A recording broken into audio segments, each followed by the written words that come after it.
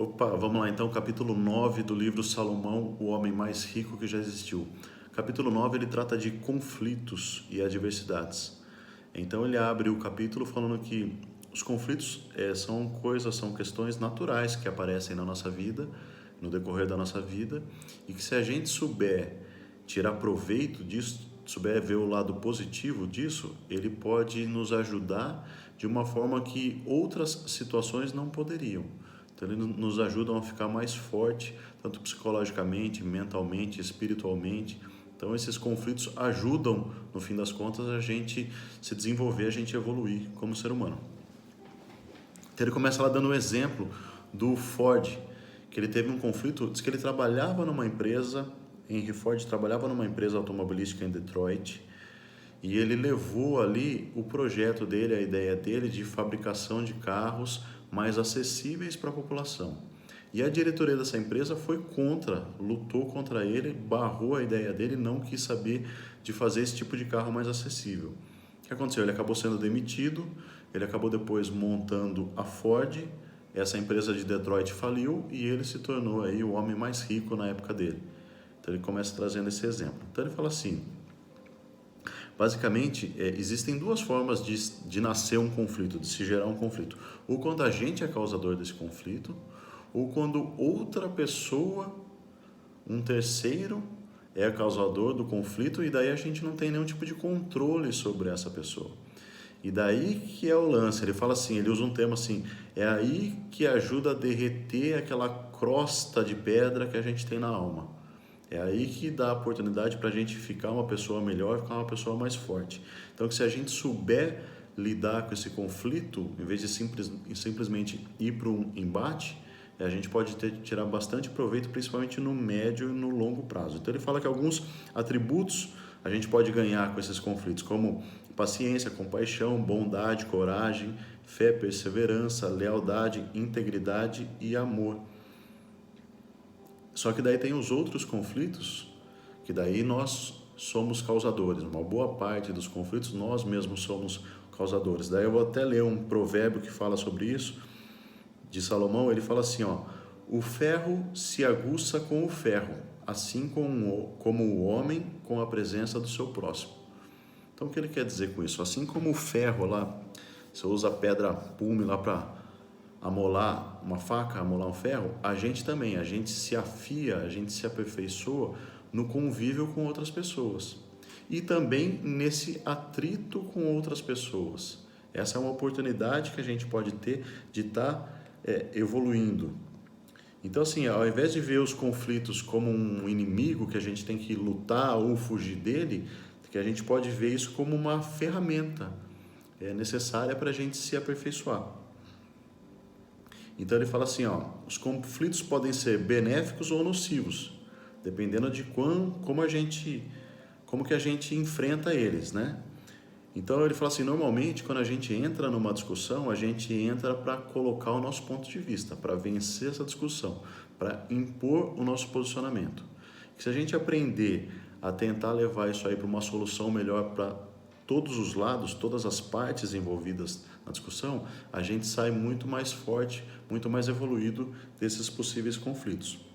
Então, daí ele fala da importância de a gente estar redefinindo o conceito de vitória, né? Que não é mais esse eu um contra o outro, nós contra eles, eu contra você, e sim a gente tentar achar um caminho que seja bom para todo mundo, né? E daí que essa questão de ganhar deixa de ser essa questão de persuadir outra pessoa, de impor a sua vontade. Então, daí ele traz assim, as causas de um conflito nocivo. O que causa um conflito nocivo? Geralmente são orgulho, é a gente querer impor o que a gente quer pelo nosso ego, raiva, né, a gente ficar nervoso e daí coloca de uma forma difícil, usar palavras duras, né, usar palavras ríspidas com a outra pessoa, reações impulsivas, isso acontece muito numa discussão, a gente perde a cabeça, e interferir nos conflitos dos outros, é entrar em uma briga que não é nossa. Então muitas vezes isso daí pode ser muito nocivo. Daí ele dá alguns passos para a gente superar esses conflitos e essas adversidades. Primeiro, entenda as potenciais consequências desse conflito. Você está no embate contra a pessoa, qual é a consequência disso na prática? Né? Às vezes vai destruir uma relação, um relacionamento, seja ele profissional, pessoal, de uma forma temporária ou às vezes permanente. Então, assim, vale a pena entrar nesse tipo de conflito? Tenha como meta alcançar o melhor resultado para ambos, como eu falei. Deixa de ter como meta eu vencer aquela discussão. Tenha como meta o que é o melhor resultado para todo mundo nessa discussão. Peça conselhos antes de entrar em um conflito. Realmente pedir uma opinião de quem está de fora, quem pode estar com uma visão diferenciada, uma visão estando de uma forma mais isenta, mais fria. Não responda a um tolo na mesma moeda. Então, assim, se você for provocado, não responda na mesma moeda. Não revele informações confidenciais. Isso aqui é muito importante. Às vezes, no calor de uma discussão, a gente fala alguma confidência que a outra pessoa passou para a gente. Então, isso denigre muito nossa imagem, nosso caráter, né? Então, assim, não traia a lealdade da outra pessoa, mesmo quando você estiver debatendo com ela. Nunca prolongue uma discussão. A gente conhece um monte de gente que não quer parar a discussão, né? Ela quer ser sempre a dar a última palavra. Então, assim, acabou de tratar o assunto, encerra a discussão. Não precisa ficar levando isso, moendo isso, mastigando isso aí. Outra dica, dê um presente inesperado. Que seja assim, para mostrar que você não quer levar aquela briga adiante, deixar que seja um bilhetinho pedindo desculpas ou dizendo que entende a outra pessoa. Faça alguma coisa inesperada para quebrar esse clima. E por fim, assim, não tarde a perdoar. Não fica carregando aquilo para você. A gente sabe que o perdão é uma coisa muito boa, especialmente para a gente, né? Quando a gente tem essa capacidade de perdoar, a gente acalma a nossa alma, né? Daí ele entra lá, a melhor maneira de atravessar uma adversidade, né? Aqui ele fala um pouquinho da capacidade que a gente tem que ter de perseverar numa situação adversa, né? Quando a gente está numa situação adversa, muita gente tende a fugir dela, a deixar meio ela de lado, não olhar ela de frente. Então ele fala que mais importante do que deixar ela de lado, ela não é resolvida, não adianta tentar varrer para debaixo do tapete a sujeira, que aquela sujeira fica lá. Então ele fala dessa importância da gente encarar esse problema de frente e tentar resolver da melhor forma possível. E daí ele já começa aí aqui do conhecimento para a sabedoria. Nesse capítulo, muito mais que um exercício, ele traz algumas reflexões para a gente realmente pensar sobre os erros e os acertos que a gente normalmente tem quando a gente está diante de um conflito. Principais erros, varrer o problema ou a dor que ele causa para debaixo do tapete, como eu acabei de falar. Assim, fazer de conta que não existe o problema nunca é a melhor estratégia. Deixar um conflito degenerar em ataque ao caráter da pessoa. É assim, a gente não atacar o problema e começar a atacar a pessoa. Exaltar-se, valer-se de sarcasmo ou insulto. Quando a gente começa... A gente sabe às vezes que a gente exagera e parte para esse lado aí, pessoal de insultar outra pessoa. Agir como dono da verdade, né? A gente achar que a nossa verdade é a verdade pura e não tem discussão. Então, assim, essa flexibilidade é importante. Fazer ameaças, né? Quem nunca ouviu pessoas aí fazendo ameaças diante de uma briga, de uma discussão. Deixar o conflito ir para outras áreas. É assim, se o conflito é por um assunto específico, foque nesse assunto. Não adianta querer lavar roupa suja de outras questões, senão começa a virar um balaio de gato e não se resolve nada. Usar linguagem corporal desrespeitosa ou ameaçadora, né? Interromper a outra pessoa, não deixar a pessoa falar o ponto de vista dela. Então a gente falou até alguma coisa sobre isso em capítulos anteriores, deixar a pessoa concluir a fala dela, né? Levantar a voz, usar um tom de voz mais agressivo, ou dar as costas, ou desligar o telefone no meio da discussão. É assim, desligar o telefone além de tudo, é uma falta de educação, né? Então, assim, esses são os principais erros quando a gente está num conflito.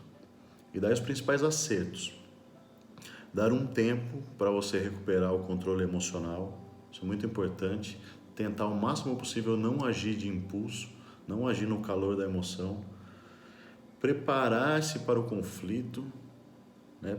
trazer realmente argumentos concretos, quando a gente for lidar com um embate, trazer argumentos factíveis, concretos, que possam te ajudar a colocar o seu ponto de vista. Se você for criticar, usar o método sanduíche, só uma dica do autor, eu comentei alguns dias atrás em algum outro vídeo sobre esse método sanduíche. Lá eu falo mais detalhes, mas basicamente o que é? Elogia, daí critica e finaliza elogiando de novo. Usar o máximo de palavras positivas possíveis, né? Tentar sair do ataque e tentar trazer palavras positivas. Estar disposto e oferecer uma solução para o problema. É assim, estar disposto a oferecer uma solução e estar disposto a aceitar alguma solução para, de fato, resolver o problema. Pedir conselhos sobre o que pode ser feito para resolver aquele problema. Então, assim, eu uso muito essa estratégia, assim, peça a opinião da outra pessoa, especialmente quando ela estiver atacando, assim, qual é a sua opinião, o que você acha que a gente pode fazer para resolver esse problema? Peça conselho para a outra parte. Você vai ver como isso quebra um pouco também o impulso dela de estar defendendo o lado dela, atacando o seu lado. Peça o conselho para ela, como uma forma de conselho. Me fala então, como que você acha que a gente pode resolver essa questão? Não retalhar, ao ser atacado pela outra pessoa, não retalhar. Às vezes a pessoa está te atacando, aquele momento não é a hora de estar retalhando a ideia dela. E sempre que possível, reafirme o seu compromisso de tentar resolver o problema e de continuar a fortalecer esse relacionamento, de continuar essa parceria ou essa relação que você tem com a pessoa, profissional ou pessoal.